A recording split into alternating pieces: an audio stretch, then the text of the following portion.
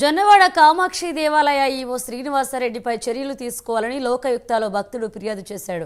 EO Srinivasa Reddy నిబంధనలకు విరుద్ధంగా దసరా ఉత్సవాల సందర్భంగా 2 రోజుల పాటు స్వామి అమ్మవార్ల దర్శనానికి నిలుపుదల చేశారని ఫిర్యాదులో పేర్కొన్నారు.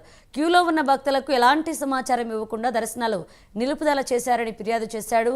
భక్తులను ఇబ్బంది పెట్టారని అడిగితే తనతో ఆలయ సిబ్బంది దురుసుగా ప్రవర్తించారని భక్తుడు మల్లికార్జునరావు లోకాయుక్తలో ఫిర్యాదు చేశాడు. ఈవోపై ఫిర్యాదు చేయడంతో తనపై కక్ష కట్టి ఫోన్లు చేస్తూ కేసు వెనక్కి తీసుకోవాలంటూ బెదిరిస్తున్నట్లుగా తెలియజేశారు.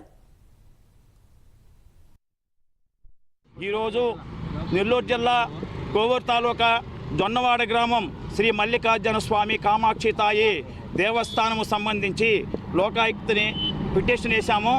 ఈరోజు వాయిదా నిమిత్తం కర్నూలుకు వచ్చినాము.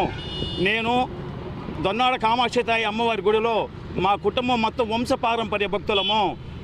ప్రస్తుతం ఉన్న ఈవో గారు శ్రీనివాసరెడ్డి గారు మొన్న దసరా బ్రహ్మోత్సవాల టైంలో అతను చట్టానికి విరుద్ధంగా ఆలయ నిబంధనల విరుద్ధంగా భక్తులను చాలా ఇబ్బంది పెట్టినాడు.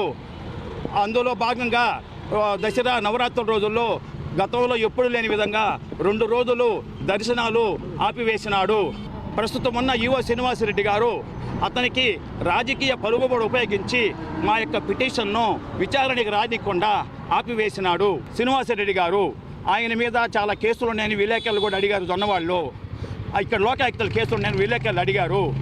ఆయన వాళ్ళందరూ కుమ్మక్కయ్యి నా యొక్క ఆ రోజు విచారణని నన్ను విచారించారు, నా సాక్షులను విచారించలేదు. జొన్నవాడ దేవస్థానం కాడ నిరాహార చేస్తాను, న్యాయ పోరాటం చేస్తాను. అతని విషయంలో తగ్గే సమస్య లేదు. మాకు చాలా అన్యాయం చేశాడు. నా మనోభావం దెబ్బకొట్టి హైడ్రా అధికారులు ఏకపక్షంగా తమ